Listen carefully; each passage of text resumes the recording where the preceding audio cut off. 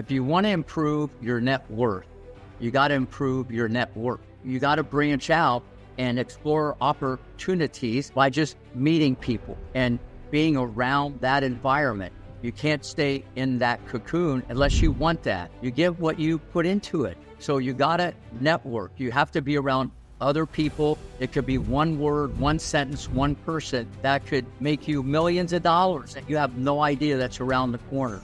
You have no idea. It's amazing. Now, if you don't have the time, I don't like that excuse, because a winner finds a way and a loser makes an excuse, and you find the time. This is the Invest Like a Billionaire podcast, where we uncover the alternative investments and strategies that billionaires use to grow wealth. The tools and tactics you'll learn from this podcast will make you a better investor and help you build legacy wealth. Join us as we dive into the world of alternative investments, uncover strategies of the ultra wealthy, discuss economics, and interview successful investors. Welcome back to the Invest Like a Billionaire podcast. I am your host, Ben Frazier, and very excited about today's guests. Plural, we have Rick Macci and Nivedita Jerath. They are teamed up and they have written an awesome book called $1 Billion Mind. And when I first saw what they had put together to come on the podcast tours, I was very intrigued, obviously, with the connection of the billionaire. But we've also been doing more episodes focused more on mindset recently and how that kind of impacts us as investors, impacts us as business owners, how we can continue to improve and grow and learn and break through ceilings. And if you don't know who Rick is, he is famously the coach for Serena and Venus Williams, and has been a tennis coach and one of the premier coaches for many, many decades. And Rick, he didn't probably want me to tell this, but he charges $800 an hour for lessons. So you guys get a very, very valuable next hour for free. For you, since we're doing the podcast, I'm going $7.99. All right. So, wow. Okay. That's a good deal. We'll just put your Venmo in the show notes at the end. People can write it in.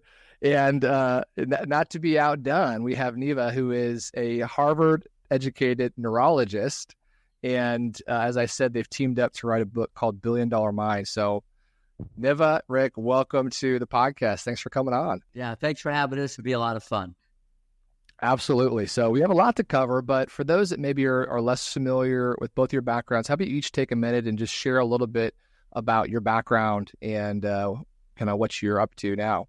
Yeah, so a brief background, I guess. I grew up in Georgia, and I played tennis when I was a kid before I went to Harvard, and Rick was my coach. So that was a fun experience. I always, worked on mental strength my whole life. There was no way I could do anything, or anybody can do anything without positivity and being able to have a strong mind.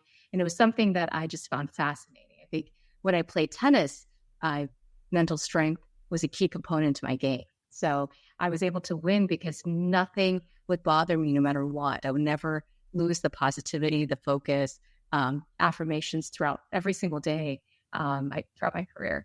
So I, played tennis, I worked with Rick, and then I went to Harvard for undergrad and then continued my education. I decided to go into medicine and then studied the field of neurology and neuromuscular medicine, built a program in Orlando and worked there. But throughout my career, I realized mental strength is important.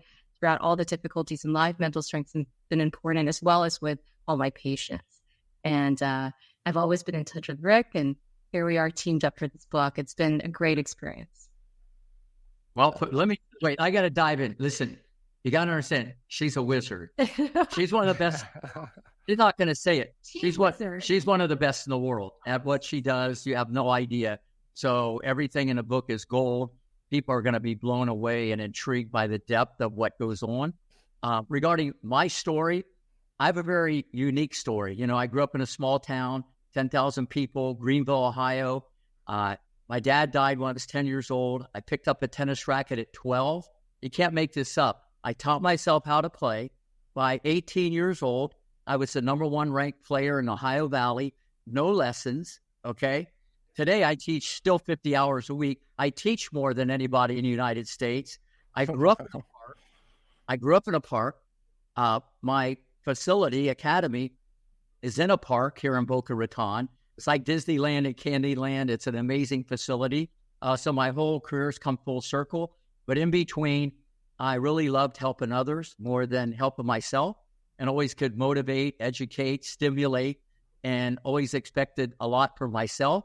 And that's been the cornerstone of my teaching. And through that whole process, I've been fortunate to have some of the best players ever. Venus, Serena, people saw the movie King Richard. John Bernthal played me in the movie. My mustache was kind of like yours, a little piece of Aspen.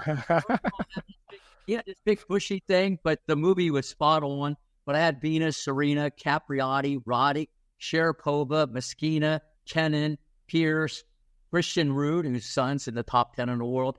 So I've been fortunate to have a lot of amazing players, over 300 national titles.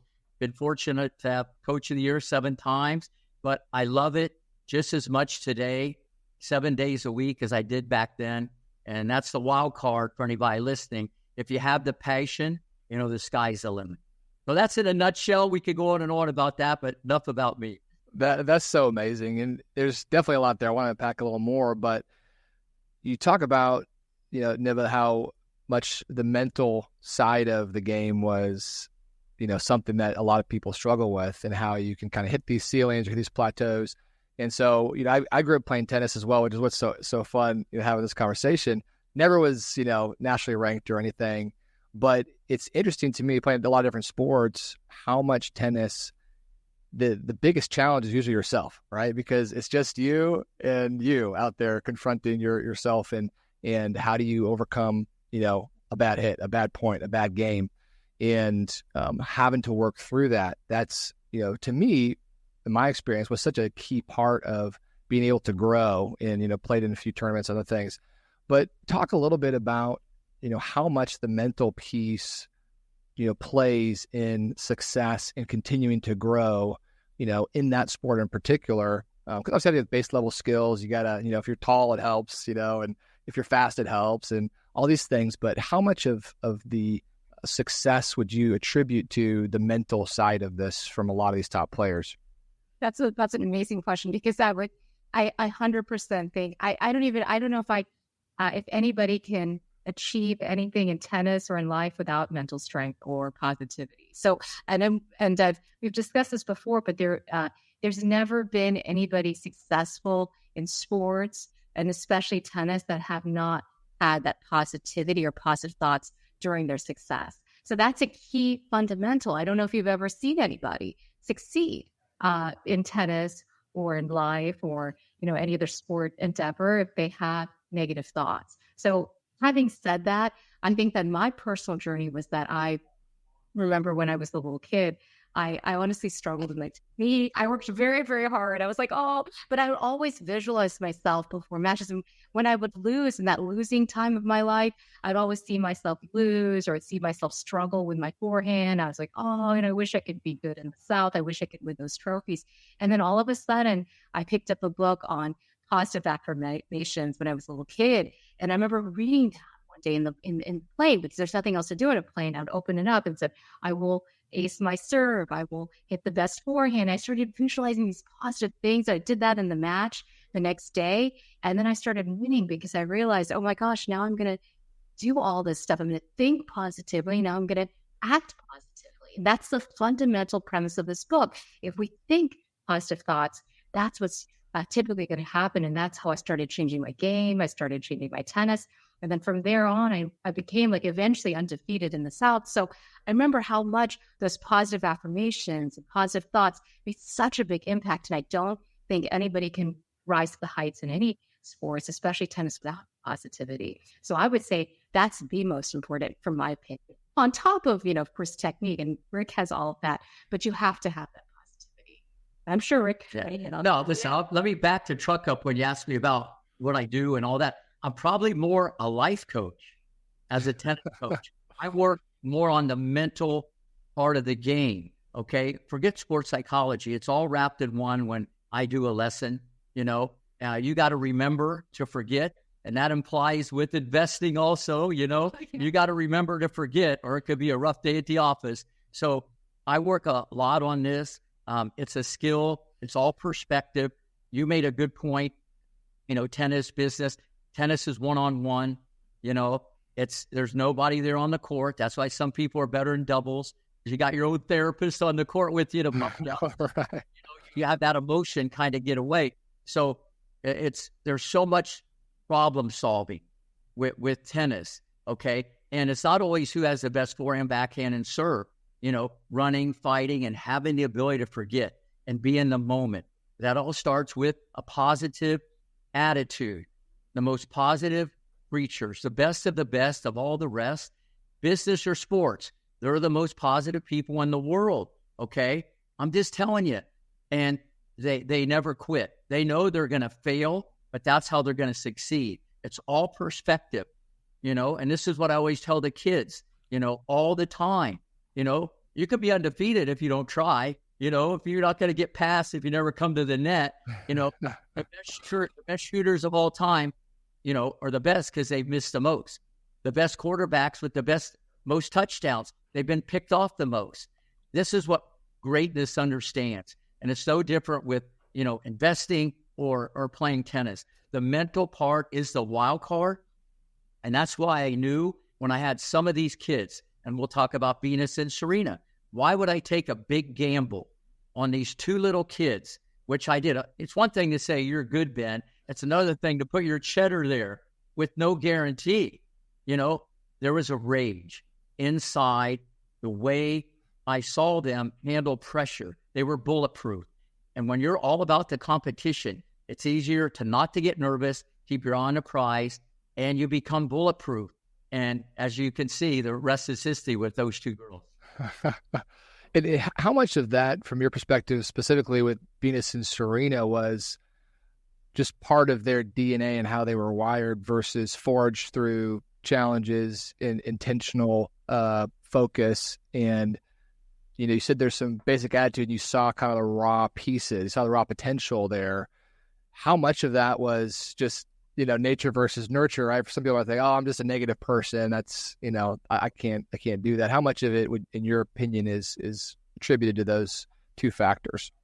Well, first off, the parents, Richard and Orsine, they hit the genetic jackpot. I mean, that's big, strong, fast, quick, but the mental part was baked in double crispy when I got them at 10 years old. They were like just bulletproof. So I knew they could handle pressure, but the environment I created, a positive environment. And Venus said the best thing at the after party at the red carpet, Rick, we were brainwashed to become number one. They were 12 years old. I'm talking about Steffi Graf, Martina Navratilova. I was talking about people 25 years old. It's all, but you got to have the goods, then the technical part you can learn. But environment has a lot to do with it. But that being said, I love teaching negative kids. I love people that are negative because I look at it as a challenge, and that's a sign of a great coach. I don't want the perfect student. I want to flip the script, take that negativity, and try to get them to look at the world through a different lens because life is crazy. Okay, you're dealing with stuff every day, and it's perspective and how you handle it. And that's what I've helped so many kids with: get better grades, maybe get off drugs, treat people better, but more importantly, work hard and never give up. And that's all on tennis. They don't tell me about the forehand and backhand that I made world class. It's those things when people come back, and that's the best feeling in the world. That's so cool. Talk a little bit more about, you said the ability to forget. That kind of jumped out at me. And talk about that. And why is that important? How do you do that practically, both, in a business setting versus a tennis setting or whatever? You want to go? Yeah, absolutely. I love that question because, every single day I wake up, and I think this podcast is really important because we can have a lot of money, but we still may not be mentally happy. And it occurs because our thoughts come. Who knows what we think about? We see something on TV, see something on social media, and all of a sudden that day, we're not really, tuned up. I mean, who knows? Somebody said something, and all of a sudden triggered a negative thought or a negative feeling or negative emotion. It doesn't matter how much money we have. And so every day I'm like, okay, I clean and weed out those negative thoughts. And part of it is forgetting. And it's not like, okay, I'm going to make sure I forget. It's about reframing.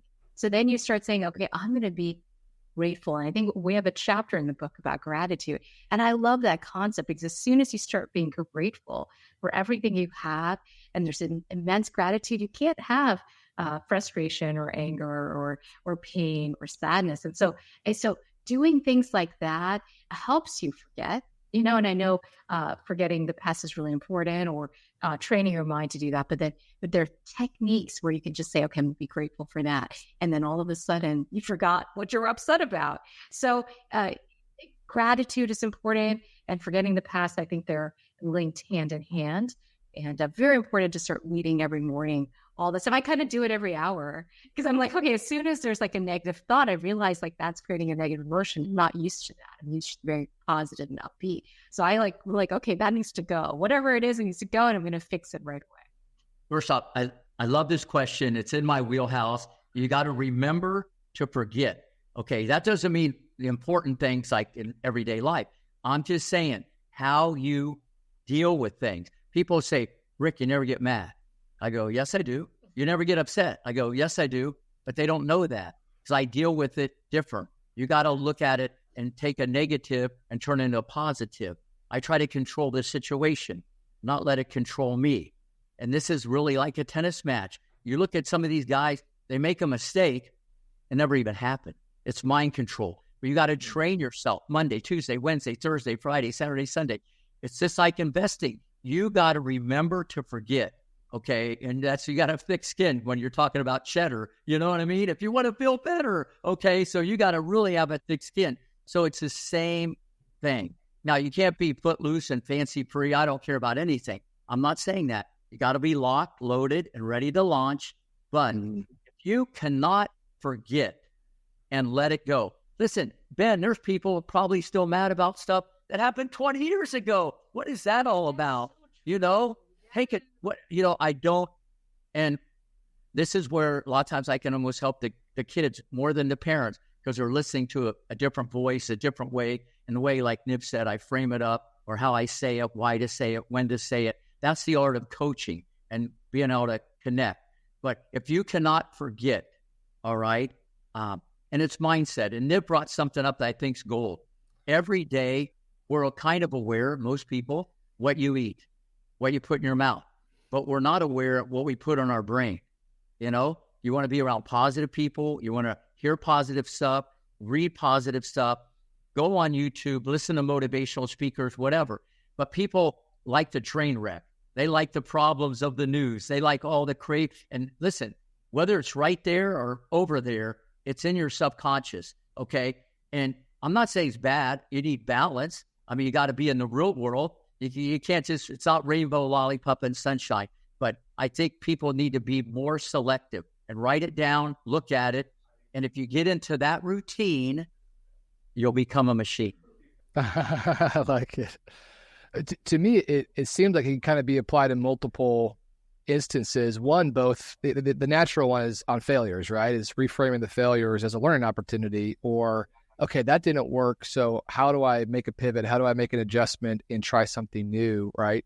But the other side, I'm thinking with investing, and what I see a lot of times is we get into these, we want to call them ruts or whatever, where what worked yesterday might not actually work today, right? And in kind of the investing frame, these economic cycles can change, and the investment vehicle of yesterday may not be the right one for today. And being able to not only look at the failures and learn from those, but also, remember to forget about maybe the decisions that you made that worked out well that maybe were just based on luck, right? I've read one of my favorite books is Thinking in Bets by Annie Duke. I don't know if you read this, but she talks about how so much of success that we see most of the times is attributed to luck. Obviously, it has to be met with, the right circumstances and preparation, these kind of things, but we as humans like to over-attribute the success to our ability versus the things we can't control. And I think there's almost a bias that can be created from success, that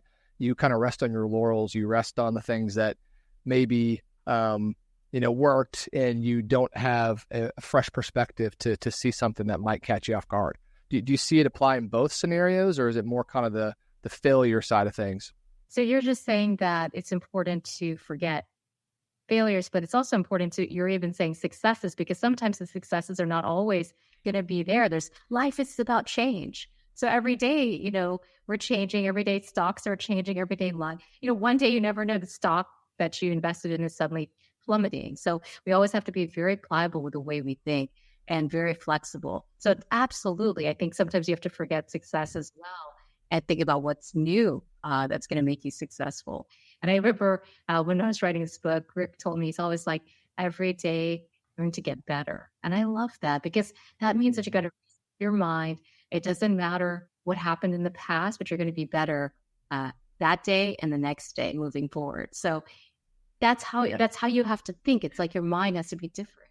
Like everybody is. Yeah, it's perspective. You got to look at yesterday is history. You can learn from it. Tomorrow is a mystery, and even though I've had, amazing success, I'm the luckiest guy in the world. Okay. I've been fortunate, right place, right time. Sure, it takes two to tango, but at the end of the day, I got to get better. And I tell everybody, if you're not getting better, you're getting worse. Now, if that's what you want to do, just unplug, that's okay. And that's why, I treat the maintenance guy the same as the barber or, Serena Williams. And people ask me, and I mean this, Ben, from the bottom of my heart, they go, who's your favorite student of all time besides Dr. Niv? I got to say that, she's next to me, but okay, no. People think it's going to be Venus, Serena, Capriati, Roddick, someone Sharapova. It's really who's on the other side of the net. That hour, that minute, that second. And that's how I feel. And if people would look at life like that, you'll be more peace with yourself. You'll handle stuff better. But understand, you're right. You got lucky. Don't think you're the Wizard of Oz, because when you get too full of yourself, bang, that's when things can go the other way, and then you freak out. You got to understand, slow and steady. You got to understand what the landscape is, but always just try to get better. Don't think you've solved all the problems of the world. There's another one coming tomorrow. But I wanted to add to this, because I think, Rick, when you were talking about, Ben, about success getting you somewhere and then suddenly you have to change, I've seen work with Rick that all the time he's talked about professional athletes who've had to change their technique and their serve. He does this you do this every single day. Like somebody has to change something that was maybe working but not great. And so I think that's life. That's not just in tennis. It's every single day. I had a patient this morning who has been doing great for 40 years, but now needs to change and stretch a little more. Now things have to change. You have to understand bodies are changing. You have to be very, very flexible with that. And same thing with the stock market. Who knows? Once that goes up, then the next day it goes down. So that ability is very important. I think it's crucial. Yeah, you mentioned something else that kind of jumped out at me. And Rick, I think you said in some ways it's easier to coach, train kids than it is adults, right? And I think as we age, as we have life experiences and we're maybe not intentional with, our mind castle and how we're reframing things and how we're focusing on growing and learning, we can get into these patterns, get into these ruts, hit certain ceilings or plateaus and get stuck there, right? So what do you say to someone that, and again, these are people listening to this show are generally pretty successful in life, right? They've hit a certain level in their life of success. They, became a doctor and, are making a lot of money. They became an entrepreneur and are having success in their business. They're, retired and, making money on their investments. But we all have these places where we need to keep growing. We need to keep being better. And how do we keep a flexible mind as adults, right? Where maybe our, the actual physiology, which you could probably talk on, like I know our synapses get more, ingrained together, and it's harder to create a more flexible mind. But what are some practices? What are things that you can do as an adult if you're feeling, where you can kind of reframe and change some of these patterns? Yeah. Well, first off, I think that if you really want to get better, you have to get uncomfortable if you ever want to get more comfortable. So that's what people that are successful should really try to do, unless they just want to keep status quo. You know what I mean? You got to get out of your strike zone to get in the end zone. That's what people have to do. And it's interesting you said about adults and kids, because I can tell when because I teach adults too, people fly in from all over the world. And even though she's a doctor, I do reconstructive surgery also, and I do it in 5 minutes. No, because I can put Humpty Dumpty together so quickly, and they're blown away. But I can tell in 5 minutes. I say, wait a minute, are you an engineer? They go, how'd you know that? Because I can tell this guy's analyzing everything. So I got to reprogram his reflexes, change his muscle memory, and get him to look at things differently because it's all analytical. And I just said, listen, your job description today is going to be run, sweat, and shut up. And maybe not in that order. That's kind of the way I have everything. Even though I do a lot of biomechanics, okay, and we're the worldwide leader in that area, it's not always about that. So, if people want to, you should always want to grow and get out of your comfort zone. That's why people have to, unless you don't want to do that, and you cannot be afraid of rejection and failure or disappointment, because that means you're knocking on the door. And the only time it's over, Ben, is when you quit. Always remember that. Yeah. It's over. Okay. Serena, even as a kid, even when she lost matches, she never thought she lost. She just ran out of time, even though she lost. That's the way her mind was. It's kind of silly, but that's a lot of mental strength, Yeah. And you can see what came on the horizon was the greatest player of all time. I wanted to add to that because it's so much about being able to change. And then we talk in the book a little bit about thinking loops. So that's an important technique. So whoever's listening out there, if they have trouble with change, they know they need to change, is to start watching patterns. And human beings are so predictable the way they think. It's almost to the point where wherever I work, whomever I interact, I almost know exactly what they're going to do because they've done it before in the past. And for everyone listening there, if they want to change how they think, the first step is awareness, then watching their thoughts and how they think. And we talk a lot about journaling. There's so many amazing, almost everyone who's really achieved heights has had to journal in some way. So you even journal in your phone. So if you have an iPhone, I created like a journal for our book as well. That's going to be coming out soon. So, but in the book itself, there's pages to writing down how you think and what those processes are. And you start realizing a pattern. Patterns not just for the past year, patterns for the past 20 years, 30 years, where you kind of fall into the same traps, getting the same outcomes. So if you want the outcome to change, you have to change your thoughts first, and then you'll see a change in the outcome. So that's a really important technique we talk about. And I think it's changed a lot of people's lives when they read this book. They start becoming more aware, especially my patients. They start realizing they're falling into that trap of feeling sad. When they think a thought, then they go into the sad depression that they're going to die or do whatever. And then they suddenly can't do anything. In fact, they're not even active. They can't go and exercise. They're sad in their thoughts. So as soon as they flip it, they start realizing there's, a positive thought, and they go and do the positive action. They feel a lot better. Let me just dive in. This is mind control. And it's the same thing in business. When you said the ability to remember, to forget, in a tennis match, you got 20 seconds to make it like it happened 20 years ago. And you come back up to that line to serve or return serve, you got to feel amazing. You know what I mean? You got to feel amazing, especially the guys you see on TV or the girls, or they wouldn't even be there. You know what I'm saying? That is the cornerstone to even get there. Some do it better than others.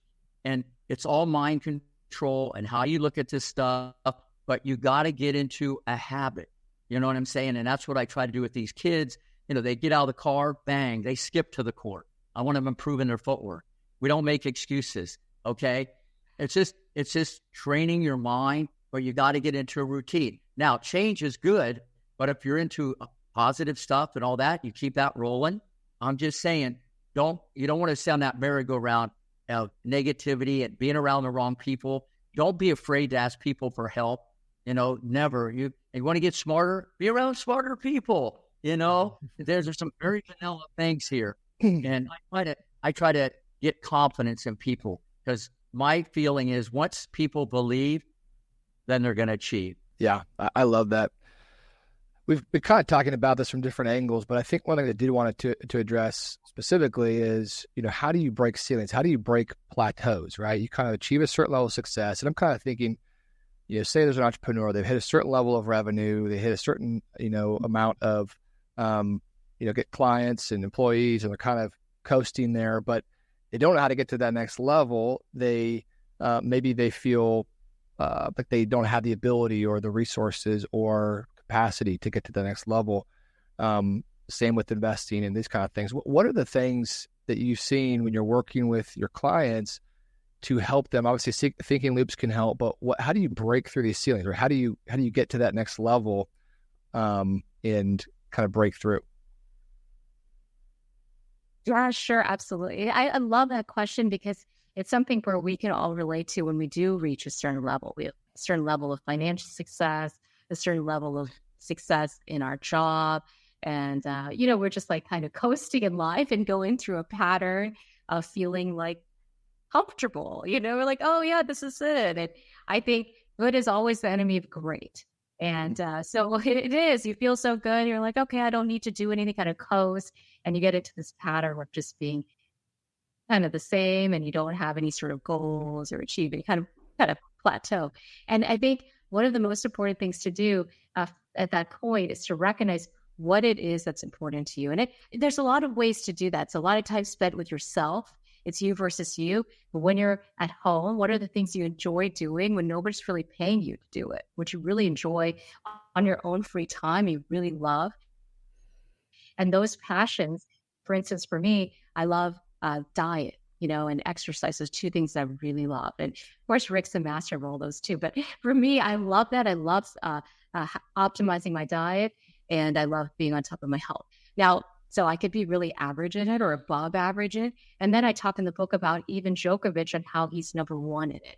And so learning about that, once you learn, okay, like he's never had chocolate, he doesn't eat any gluten, really to optimize his tennis, you start comparing yourself. How can you be on top? How can you get to that next 5% of perfection, right? Because all of us will cheat a little bit. Oh, yeah, or we'll eat a little bit of gluten. We're kind of, don't have that intense perfection there. And that is the concept of self-discipline. So you get to that, you break that barrier by disciplining yourself, and it's you versus you. So if you want it and you start making that discipline, and then we'll start about visualizing what you want, and you'll break through with those two things of visualization and discipline and getting there. So I love those concepts because for me, it was always that little 5% that I could do better. And I was like, everywhere, I could do better. I'm going to make this diet better. I'm going to be better. I'm going to learn more, and I'm going to achieve that, rather than just saying, okay, my diet's good, I'm okay. Like I can always make it better and learn. And so knowing what you want, and then visualizing it, and then getting the discipline to get there, even if it's a 5% difference, you can maximize your life. First off, I love the question, when people plateau or they, want to break through, if you want to improve your net worth, you got to improve your network. Okay. You, as I just said, you got to branch out and explore opportunities by just meeting people and being around that environment. You can't stay in that cocoon unless you want that. You give what you put into it. Okay. So you got to network. You have to be around other people. It could be one word, one sentence, one person that could make you millions of dollars that you have no idea that's around the corner. You have no idea. It's amazing. So that'd be my advice for anybody listening. Now, everybody's business is different. It's situational. I get all that, but maybe they could create passive income. There's many opportunities to monetize things, but they have to network because you never know what's around the corner. And now, if you don't have the time, I don't like that excuse, because a winner finds a way and a loser makes an excuse, and you find the time. I tell the kids all the time, I tell them, if I said go run a mile, how many of you guys are going to do it now? And a couple raised their hand. And I said, well, wait a minute. If I gave you $1,000, would you run the mile? Kids raised their hand. I said, you got it backwards. You know what I mean? You got to do this to get that. It's not the other way around, unless you inherit a lot of money or whatever. That's a whole different thing. So maybe then when it comes easy, you could blow all that also. Okay? You got to keep your eye on the ball. Okay? Don't get ahead of yourself. And in my opinion, greatness has always taken the stairs, never the escalator. Ooh, I like that. Man, you got a lot of good saves. This is great. It reminds me of this concept I've heard semi-recently, and it was like a common phrase, but it stuck with me. And he called it the concept of adjacent possible.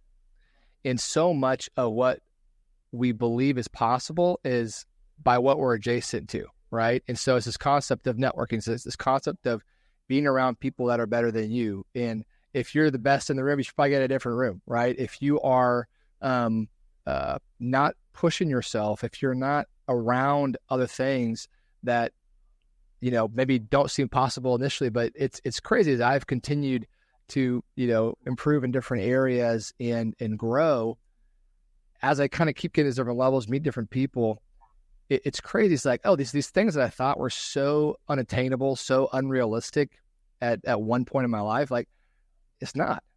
They're not doing that much different. You kind of meet people at different levels. You're like, okay, like I can do what they're doing. It's not that much harder, right? How can I make these little tiny improvements to continue to grow? And so much of, for me, and my journey has been, the limiting beliefs are created by the environment that I'm in, right? So putting yourself in a different environment, it creates the possibility, right? Because you have to have belief. But to me, sometimes, you know, what's the chicken or the egg? Does belief come first, or does, you know, seeing what's possible come first, and then they kind of build on each other, right?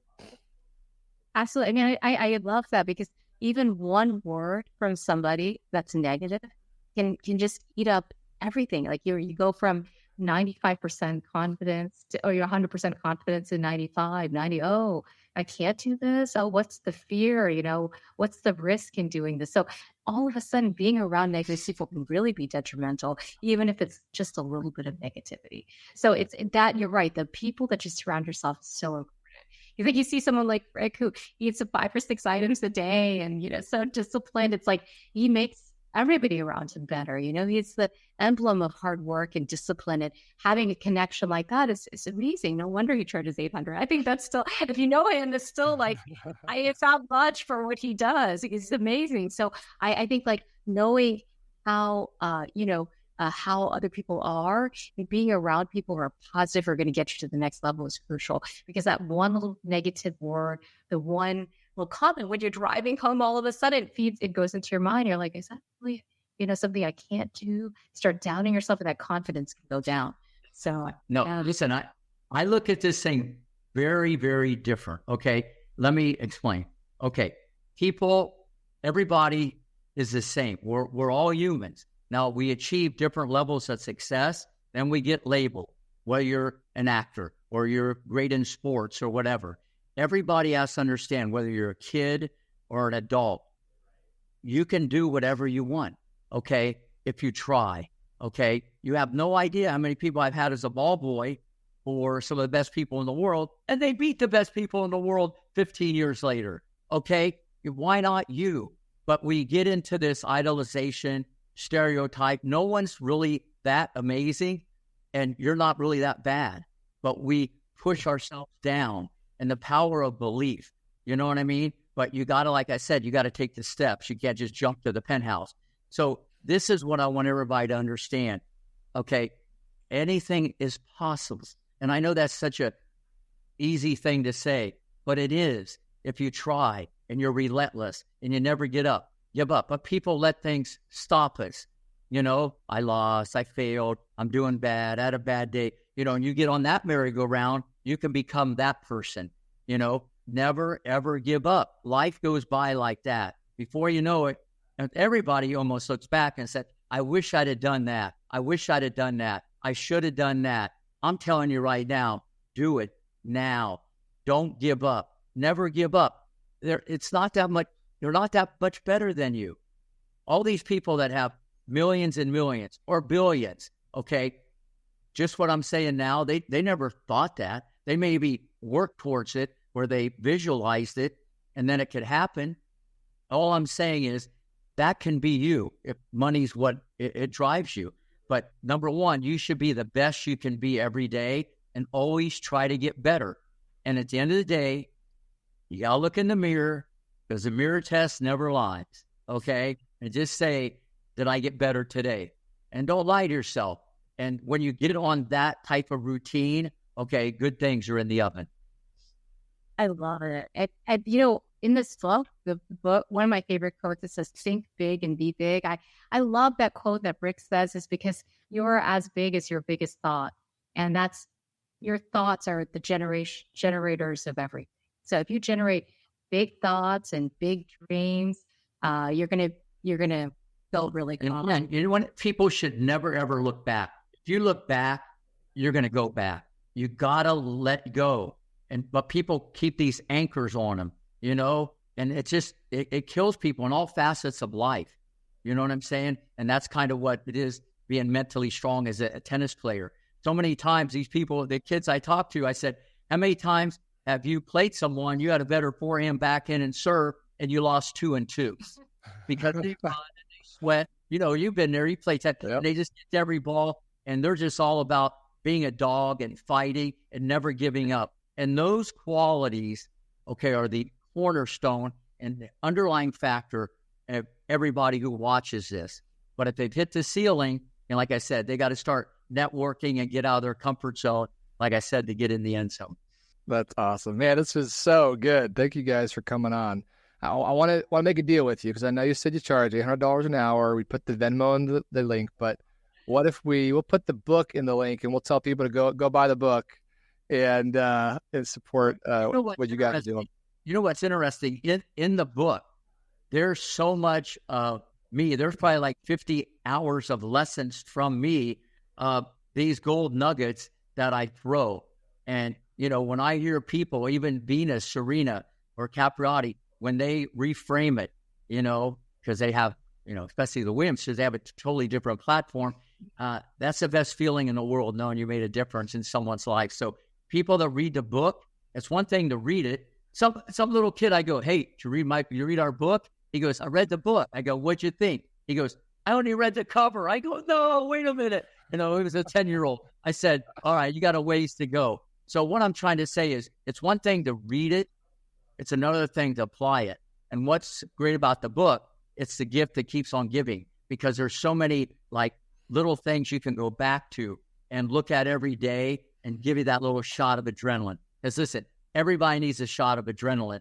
And you got Rick Macci and Dr. Niv in this book that can really lift you higher. Awesome. Changes lives. So. All right, we'll put the link in and go get the book. It's on Amazon and I'm sure other outlets as well. And thank you both for coming on. It was really fun, and excited to have everyone listen to this.